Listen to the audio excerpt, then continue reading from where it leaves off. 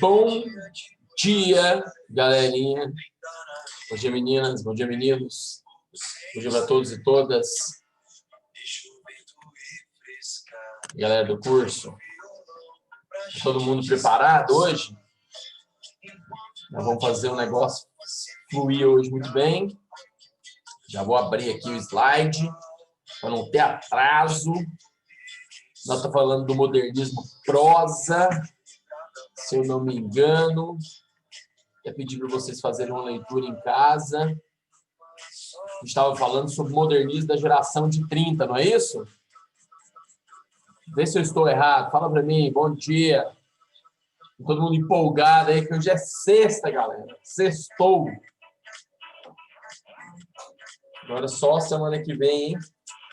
Ai, ai. Semana que vem ainda tem feriado na segunda-feira. Vai ser maravilhoso. Ô, dia bom! Vai ser maravilhoso começar essa sexta-feira animado. Bom dia, Israel. Bom dia, Beatriz. Só tem vocês dois de aluno aqui na sala, né? Ah, não, tem mais 5 pessoas. Vou fazer uma chamadinha aqui hoje na minha aula depois para saber quem está assistindo a aula, tá certo? Valendo 2 pontos na média. Ah, é verdade, vocês são do curso. Bom, na década de 1926 e de 30, as coisas começaram a funcionar. Então, a partir de agora, eu vou começar a falar com vocês sobre a segunda geração, a segunda fase do modernismo brasileiro, e agora especificamente vou falar de alguns autores e alguns elementos, tá certo? Primeira coisa importante a gente saber, que todo mundo já sabe, que a data máxima de 1930 começa o nosso romantismo, o modernismo no Brasil, na segunda fase, com o livro O 15 da Raquel de Queiroz, é óbvio, né? Todo mundo sabe. E, para iniciar, eu quero começar com um pequeno vídeo que eu fiz no 3º ano, eu passei no final e eu acho que não foi muito bom nesse sentido, porque não dá tempo de eu explicar. Então, eu vou começar, acho mais fácil, tá?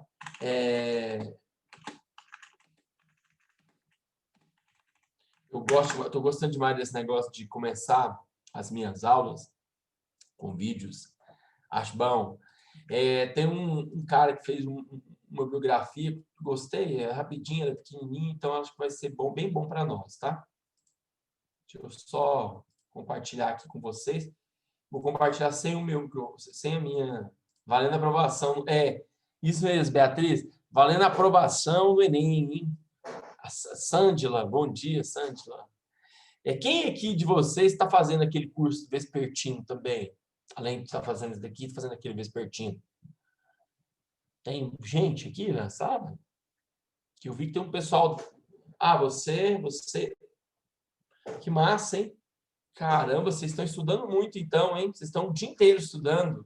Acho que não tem chance de vocês não estudarem bem, não, hein? Você está louco. O dia inteiro estudando. Aí é muito louco mesmo, é muita coisa. Bom, vou dar play aqui. Tirar meu áudio.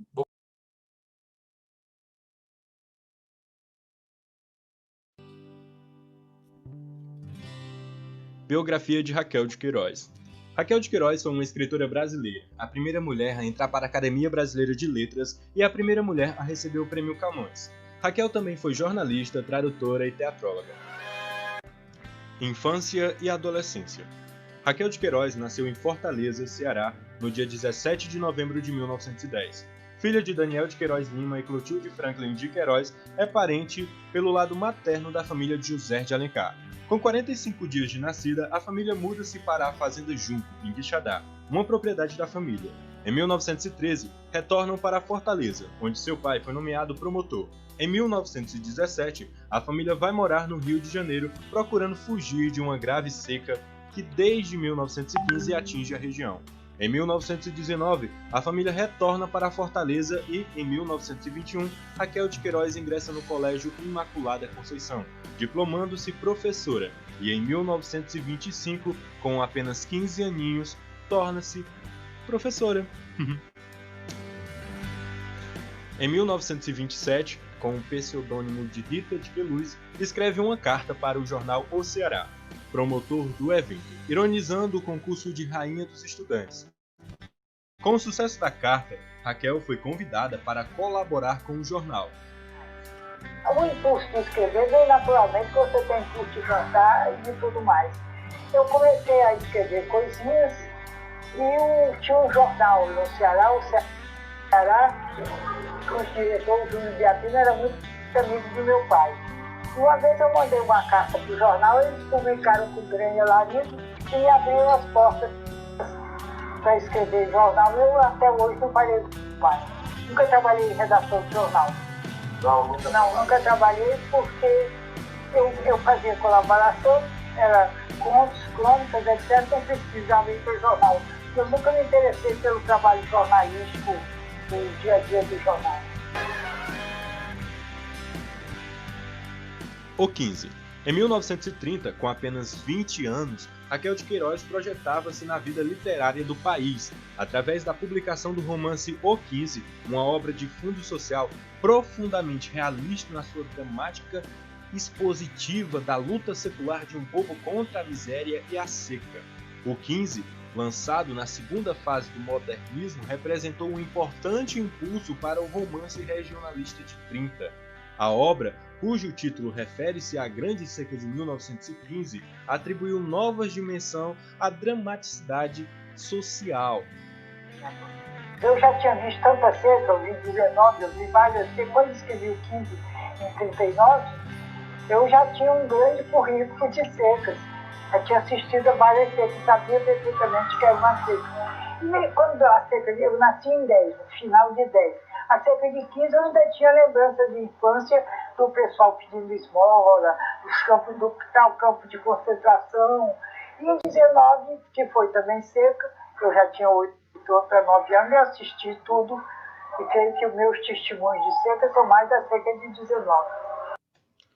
O livro, que foi apenas editado em 1000 exemplares, já mostrava as características que marcariam toda a sua obra. Teve grande repercussão no Rio de Janeiro, recebendo elogios de Mário de Andrade e de Augusto Smith. A consagração de Raquel de Queiroz veio em 1931, quando a escritora foi ao Rio de Janeiro receber o prêmio Fundação Graça Aranha, na categoria romance. Nesse mesmo ano, conhece integrantes do Partido Comunista Brasileiro e, ao retornar para Fortaleza, participa da implementação do partido no Nordeste. Jornalista. Raquel de Queiroz, que iniciou a carreira de jornalista no jornal O Ceará, colaborou também para o jornal O Povo, de Fortaleza, em 1939. Quando se mudou para o Rio de Janeiro, colaborou com O Diário de Notícias, O Jornal e a revista O Cruzeiro, onde publicou em 40 edições em folhetins o romance O Galo de Ouro. A partir de 1988, colaborou semanalmente para o Estado de São Paulo e para o Diário Pernambuco. Raquel de Queiroz escreveu mais de 2.000 crônicas, que foram reunidas e publicadas em diversos livros. Além de romancista, cronista e jornalista, Raquel de Queiroz escreveu algumas peças para o teatro, entre elas A Beata Maria do Egito, que recebeu o Prêmio de Teatro do Instituto Nacional do Livro.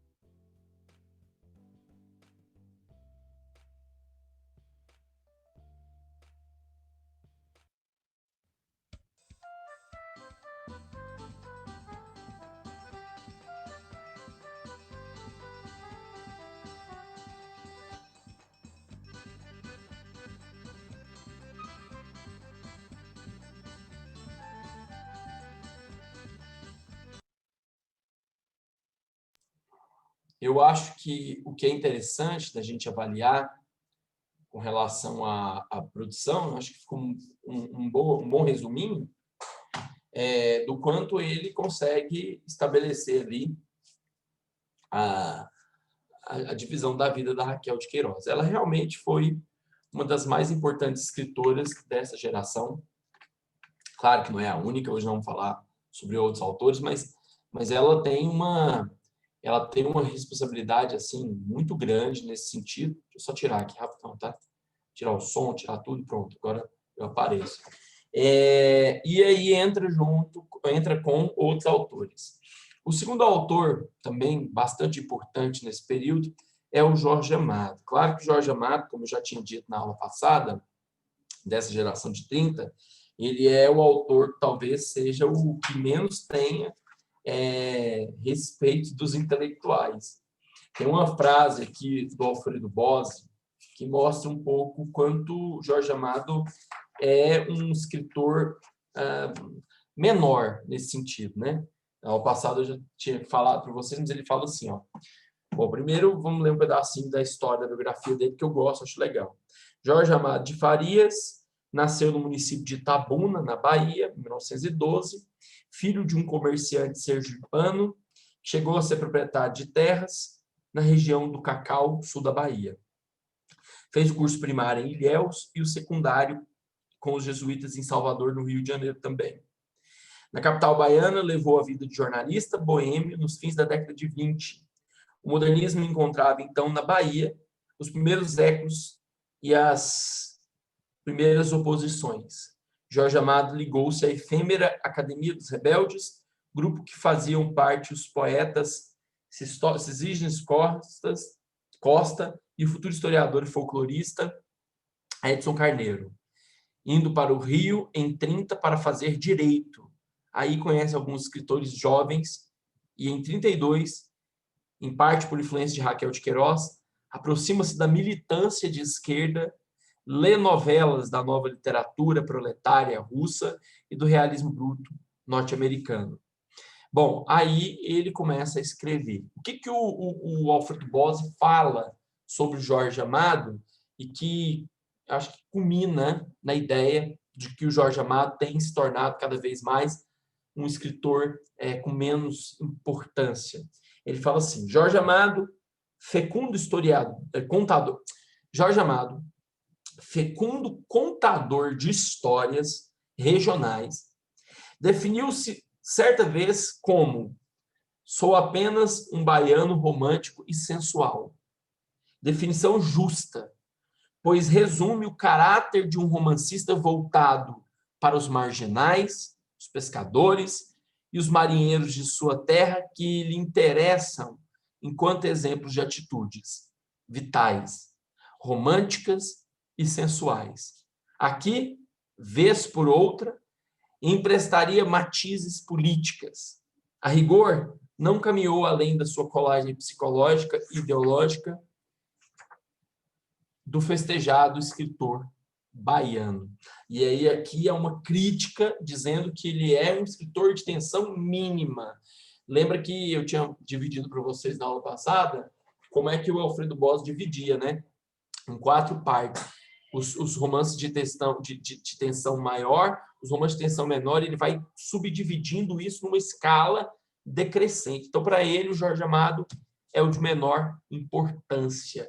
E aí, galera, eu pedi para vocês, acho que eu cheguei a pedir, ou não, para vocês lerem eu pedi para vocês lerem o conto Baleia, do Graciliano Ramos.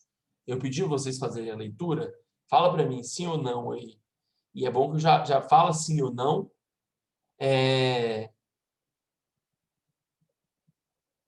Não lembro, não lembro.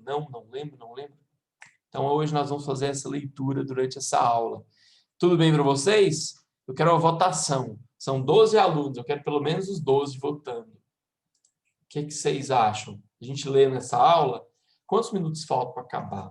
Sim ou não?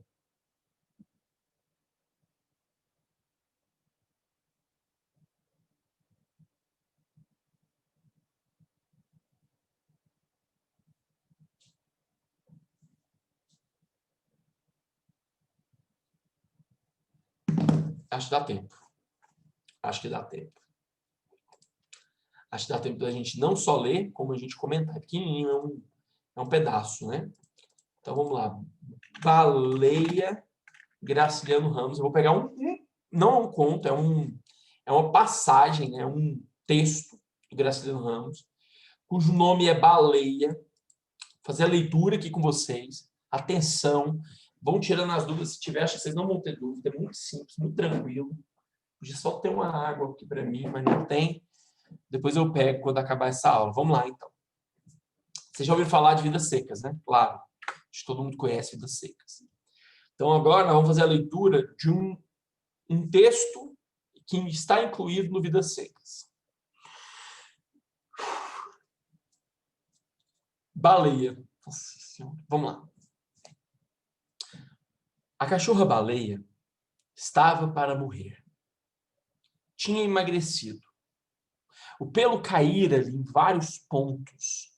As costelas avultavam no fundo róseo, onde manchas escuras supuravam e sangravam, cobertas de moscas.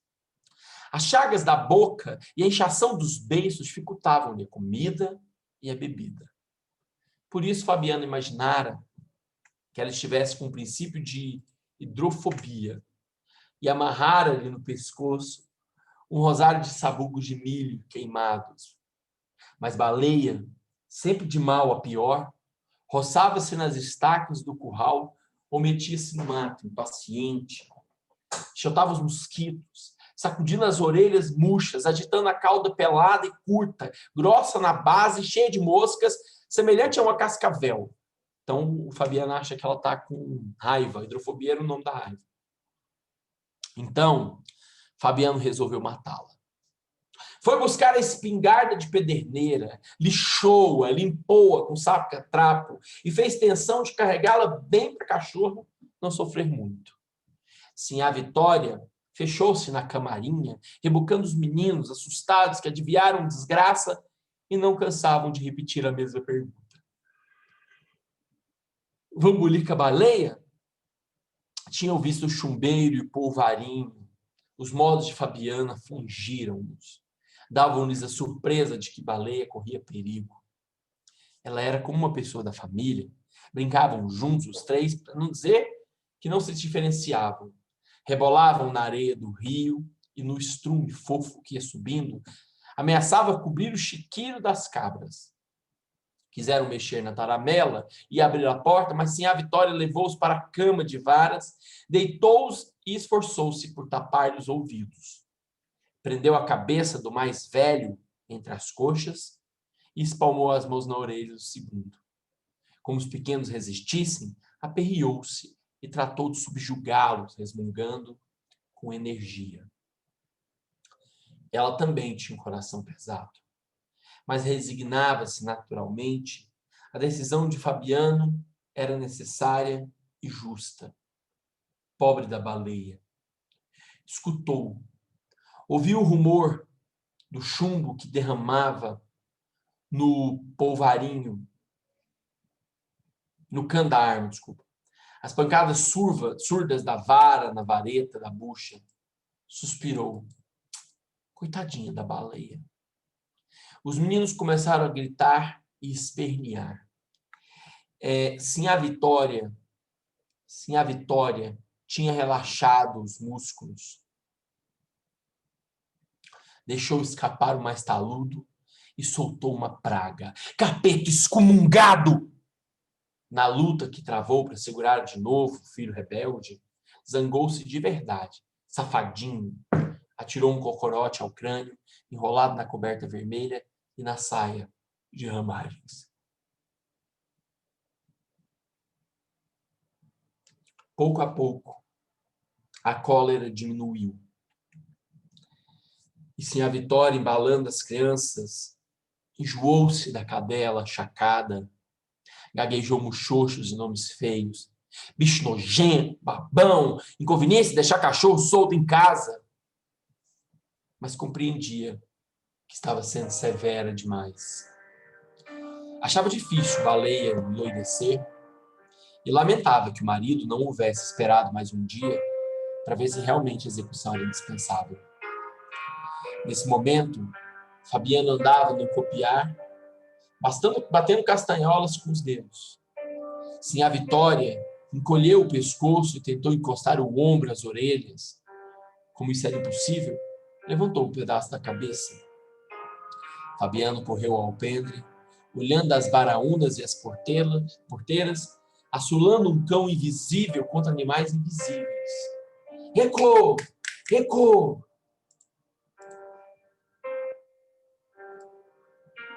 Em seguida, entrou na sala, atravessou o corredor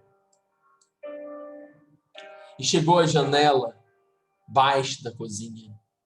Examinou o terreiro, viu Baleia coçando-se a esfregar as peladuras do pé de turco, levou a espingarda ao rosto.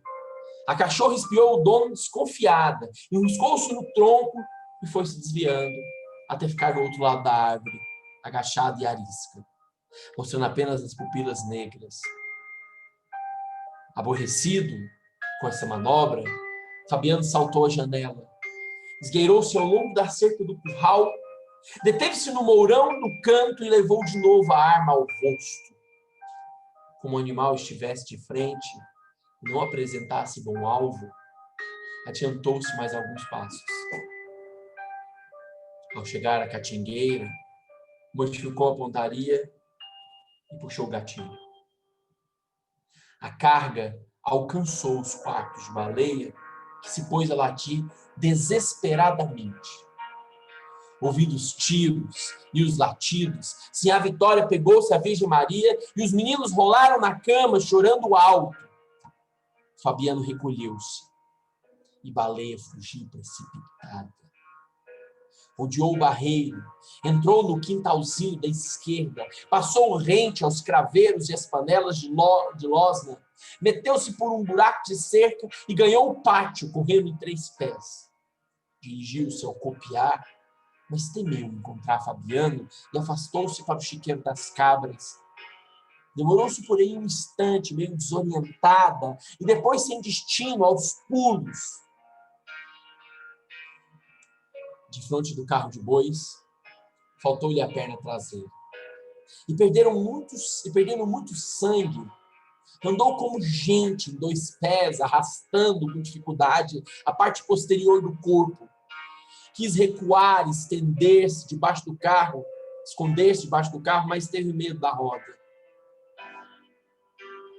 Encaminhou-se ao juazeiro sobre a raiz de um deles. Havia uma barroca macia e funda. Gostava de despojar-se ali.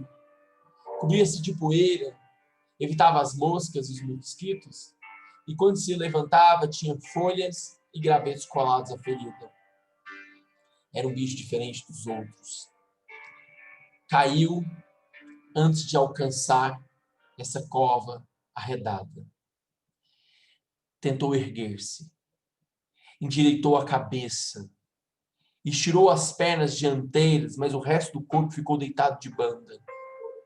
Nessa posição torcida, mexeu-se a custo, ralando as patas, cravando as unhas no chão, agarrando-se nos seixos miúdos. Afinal, esmoreceu e aquietou-se junto às pedras onde os meninos jogavam cobras mortas. Uma sede horrível queimava-lhe a garganta. Procurou ver as pernas e não as distinguiu. Um nevoeiro impedia-lhe a visão. Pôs-se a latir e desejou morder Fabiano. Realmente não latia. Uivava baixinho e os uivos iam diminuindo, tomando-se quase imperceptíveis. Como o sol a encanecesse, conseguiu adiantar-se algumas polegadas e escondeu-se numa nesga de sombra que ladeava a pedra. Olhou-se de novo aflito. Desculpe, peraí. Olhou-se de novo aflita. O que estaria ocorrendo? O nevoeiro engrossava e aproximava-se. Sentia um cheiro bom dos preás que desciam do morro, mas o cheiro vinha fraco. E havia neles partículas de outros viventes.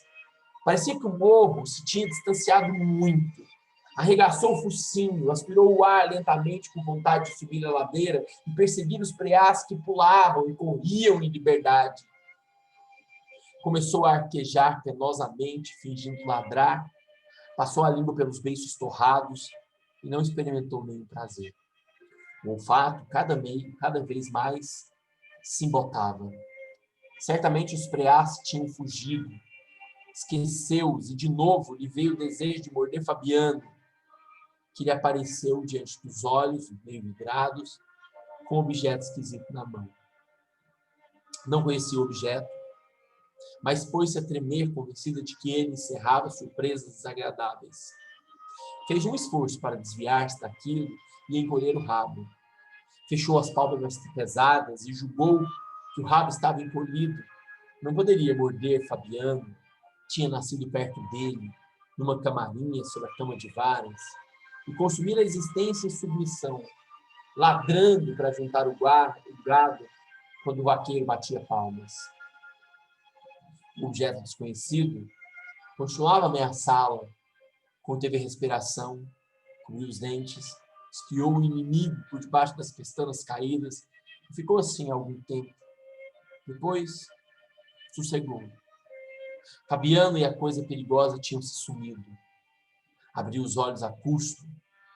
Havia uma grande escuridão. E com certeza o sol desaparecera. Os chocalhos das cabras tilintavam para os lados do rio. O fartum de chiqueiro espalhou-se pela vizinhança. Baleia assustou-se. O que faziam aqueles animais soltos de noite?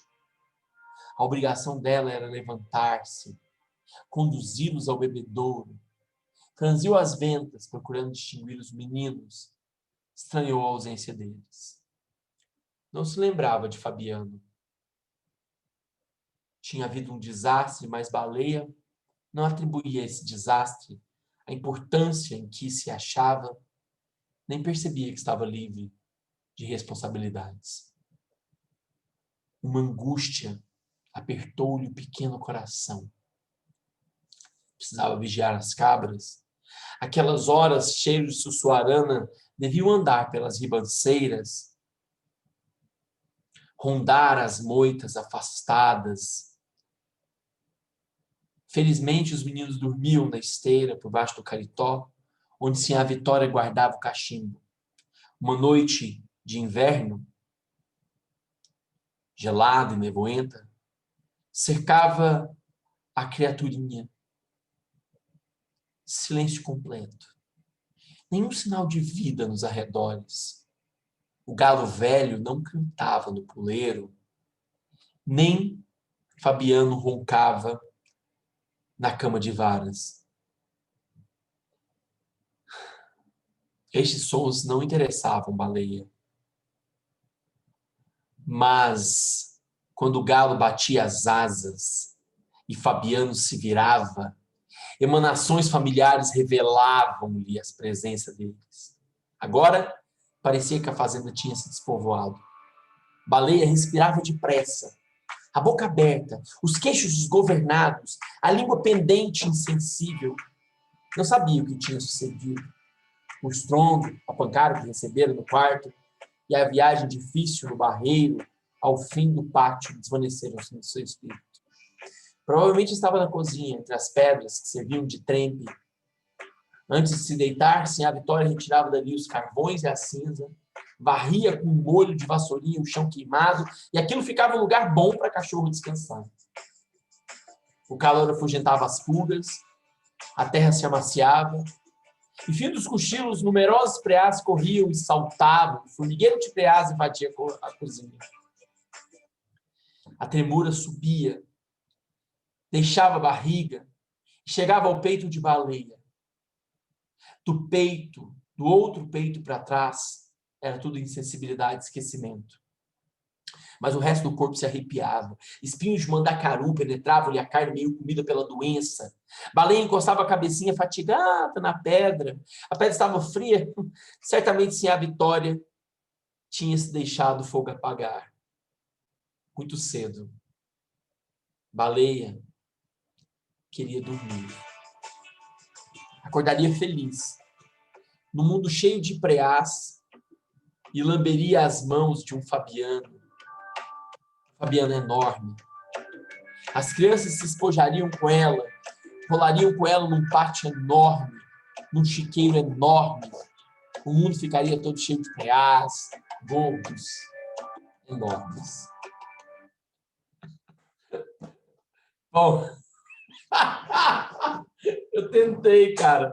Eu tentei fazer a sonoplastia ficar boa, mas eu sou muito ruim com isso. Primeiramente, vocês entenderam o conto? Esse conto é muito triste, acho que é um dos mais tristes que o escritor já tentou, né, escrever. Ele fala sobre esse sacrifício que a cachorra-baleia teria que receber, e o tiro que ela leva no quarto traseiro não mata ela de uma vez, né? E o que eu acho legal, assim, pelo menos nesse sentido, é o fato de que ela não morre. Então ela começa a correr, tadinha, tentando sobreviver, e vai dando uma sensação tão angustiante na gente, quem já teve animalzinho de estimação, ou quem não teve, e que, sei lá, ama os seres humanos, seres vivos, na verdade, certamente deve ter ficado um pouquinho assim, com o peitinho, com o coração apertado, né? Eu acho que a história da morte da cachorra-baleia, ela é triste demais, mas o fim que ele dá para ela eu acho bonito, sabia? O próprio Graciliano Ramos, um dia, contando que tinha escrito esse texto, ele fala, ele manda uma carta para a esposa, acho que é para a esposa, ele escreve assim, ó: hoje escrevi um texto sobre uma cachorra, sobre a morte da cachorra-baleia. Criei um céu para ela. Imagino que todos nós gostaríamos de ter um céu em que encontrássemos pessoas que a gente ama. Fala mais ou menos isso. Que para ele, a cachorrinha deveria ter um céu. Esse céu teria um Deus enorme que era representado a partir daquilo que ela amava, que ela conhecia do mundo, que era o Fabiano. E por isso que aqui no final, por isso tentei até pôr uma música feliz, mas não deu, porque ele fala assim, baleia queria dormir, porque ela está morrendo, né? Acordaria feliz, no mundo cheio de preás. Paulo, por que preás? Né? Porque é o que ela amava fazer. Ela gostava de correr atrás dos preás. Então, o Graciliano Ramos acreditava que ao criar... Nossa, perdoa. Que ao criar uma dimensão, estruturar um céu para essa cachorra, né?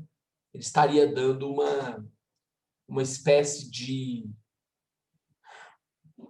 É como se ele estivesse dando uma resposta. Acho que é isso. Acho que nem ele sabia, de verdade. Tanto que Vidas Secas, esse daqui foi o primeiro texto da Vidas Secas. Depois é que ele vai escrever Vidas Secas, sabia? Por isso que o Antônio Cândido acredita que esse daí é só um conto. Eu acho que esse é um conto que faz parte de um romance maravilhoso e, assim, sem dúvida nenhuma, essa história da baleia, né? E como outra coisa que eu acho assim muito incrível, como é que ele pode fazer algo tão genial? Ele se coloca, o narrador, a gente chama isso de narrado sobre narrado, e é uma particularidade do Graciliano Ramos. De verdade, sim, outros autores dessa época não tinham a menor noção do que o Graciliano Ramos estava fazendo. Quando eu falo de genial, eu tenho pouco tempo, mas eu quero falar umas coisas. Quando eu falo que o Graciliano Ramos é genial, eu não estou exagerando no genial, primeiro. Segundo, se você pegar alguém que fez uma coisa também muito boa e parecida e na modernidade, é o R.R. Martin, que escreveu o Game of Thrones. Por que eu tô falando isso? Porque assim, no R.R. Martin tem um determinado momento da narrativa em que o narrador está contando uma história, ele está narrando a história, acho que é no fim do terceiro livro, quando de repente um dragão mata ele. E a história acaba. Ele está narrando a história que a Daenerys, né? Daenerys, ela entrega o dragão para ele, ele é um chefe, é um centurião, ele é um chefe de escravos. E quando ela entrega o dragão para ele na mão, ela fala Dracarys. E acaba a narrativa. Acaba o livro. Aí você fala, oi? Todo mundo sabe que Dracarys é uma forma que ela tem de fazer eles, né, soltarem fogo. E aí, quando acaba a narrativa, começa o outro livro sobre uma narração de uma outra pessoa que estava ali perto, vendo a cena. Quer dizer, o narrador morreu. Aí você fala, não, é porque o R.R. Martin gosta de matar todo mundo. Né? Eu vou te dizer a verdade. George R.R. Martin. Cara, ele é genial. Ele é genial. Como o Graciliano Ramos é genial. ele consegue narrar um texto em que o narrador está sendo influenciado. A Shonda também, né? Ela gosta mesmo de matar. A Shonda, eu só vi série. Já leu algum livro dela? Eu só vi série. Eu gosto das séries dela. Acho boas séries, né? São séries excelentes. Qual que é a série mais famosa dela? How to Get Away with Murder, não é? Que é dela? Shonda. Acho que é. How to Get Away with Murder. Acho que é isso, não é não? Grace? Ué. Shonda Rhimes. Não, então eu estou confundindo. Deixa eu ver quais são as séries dela. Programas de TV. Mas ela tem Scandal. Não, How to Get Away, eu estava confundindo com Scandal. É isso mesmo. Dorian Gray. Não, Retrato, não, como é que é o nome? Droga. Grey's Anatomy, né? Que é uma novela, uma grande novela, né? Uma grande novela. É uma novela boa, né? Eu gosto, eu já assisti. Assisti até a 10ª temporada, eu acho. Minha mulher me zoando, falando, não, pelo amor de Deus, você gosta desse trem ruim? Que coisa ruim essa Grey's Anatomy. Nossa, que série horrível. Aí agora é ela que assiste. E eu tô assistindo coisas mais interessantes. Pessoal, um grande abraço para vocês. Boa semana. A gente volta. Um beijo. Nossa, um beijo para vocês. Fiquem bem, tomem cuidado, tomem água. Valeu, tá bom? Espero que vocês tenham gostado. Obrigadão. Vou finalizar aqui. Tchau, galera.